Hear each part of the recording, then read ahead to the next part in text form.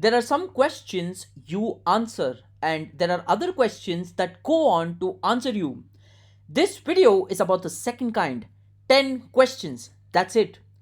But there are a few rules I want to go ahead and say upright before I even get started with the video or the exercise underneath.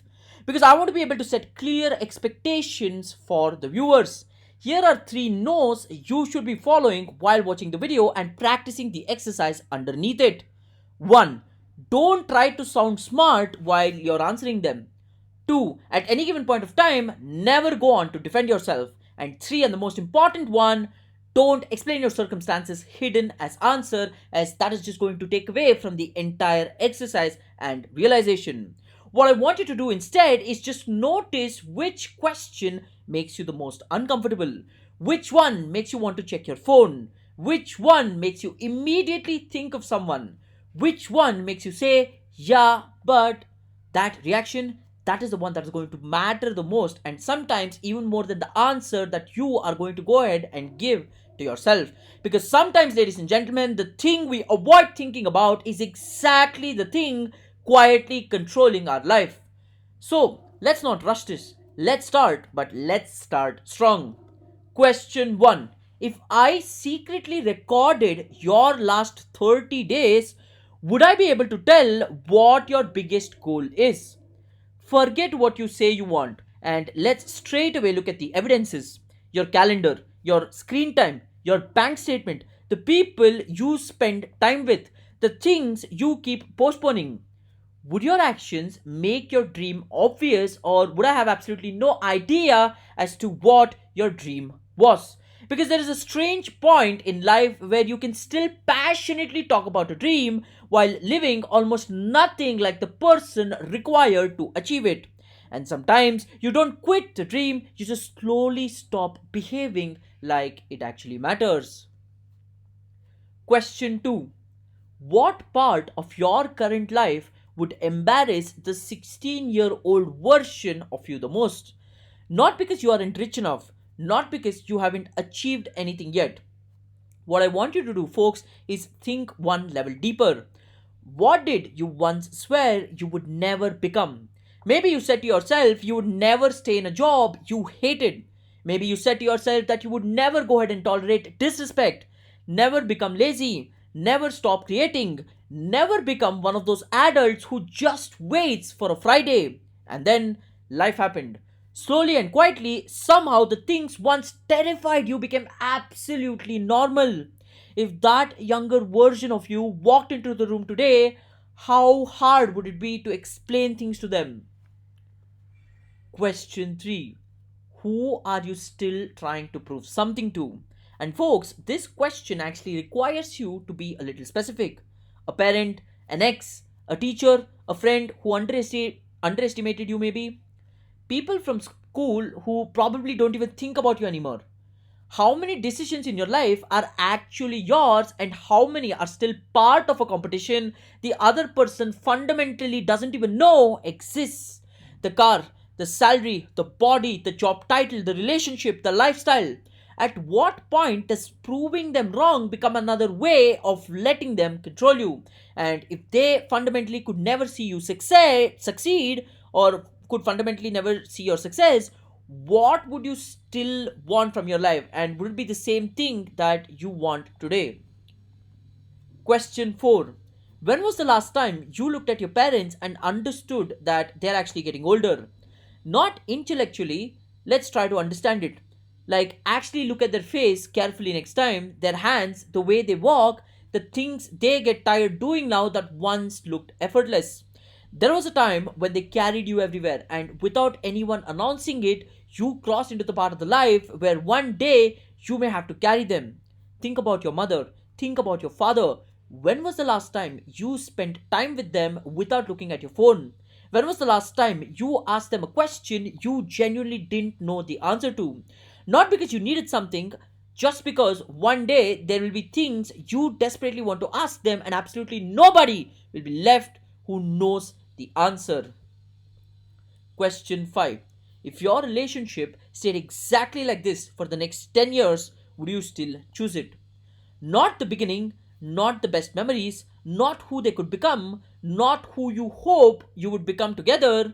Today, the way you speak to each other now, the trust you have now, the affection, the resentment, the silence, the arguments you keep having, the things neither of you says anymore because you already know where the conversation is going to end. If nothing changed, would you voluntarily choose 10 more years? And here is the hardest part.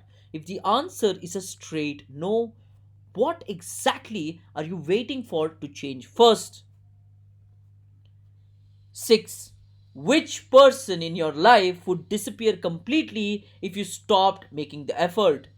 No fight, no dramatic ending, no betrayal, just silence. Think about your friendships who calls you because they genuinely want to know how you are doing, who only responds because you called first, who do you keep calling a close friend maybe because of what the relationship used to be. Sometimes relationships don't end, they expire, and two people keep carrying the same label because admitting the truth feel unnecessarily painful. So ask yourself, which friendships are you actually protecting that no longer exists outside your memory? Question 7.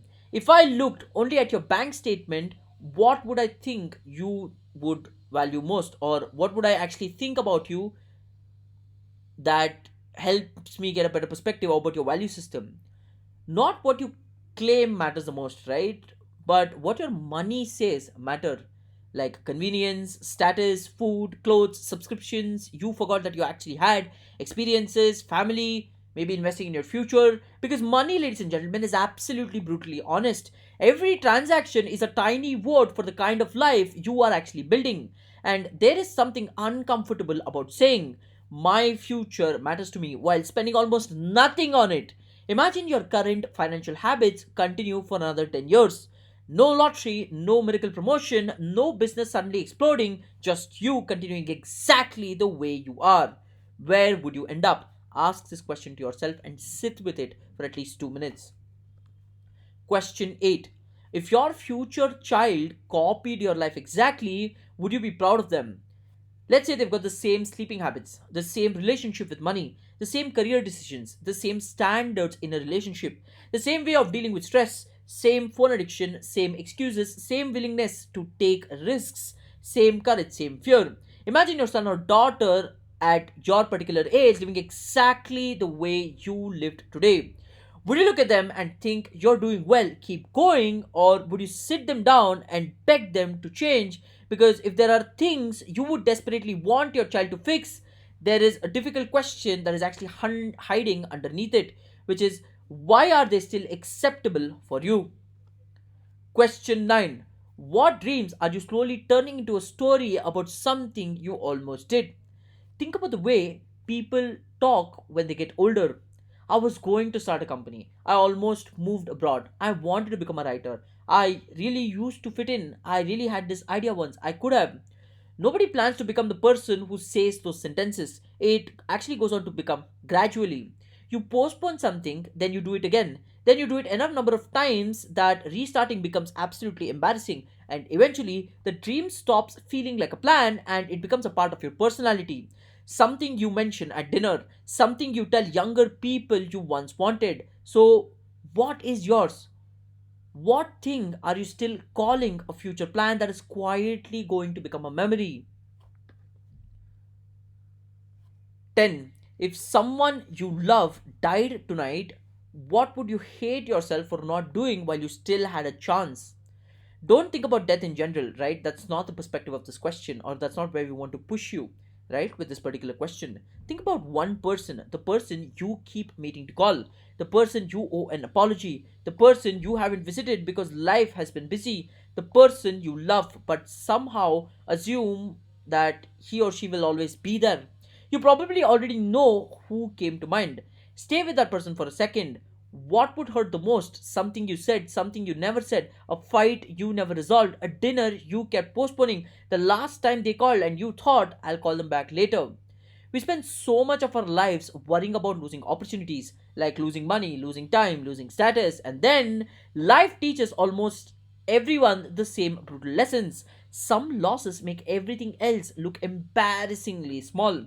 So ask yourself one final question. If that person disappeared from your life tonight, would they know exactly what they meant to you? Or would you have spent the rest of your life wishing you had made it more clearer?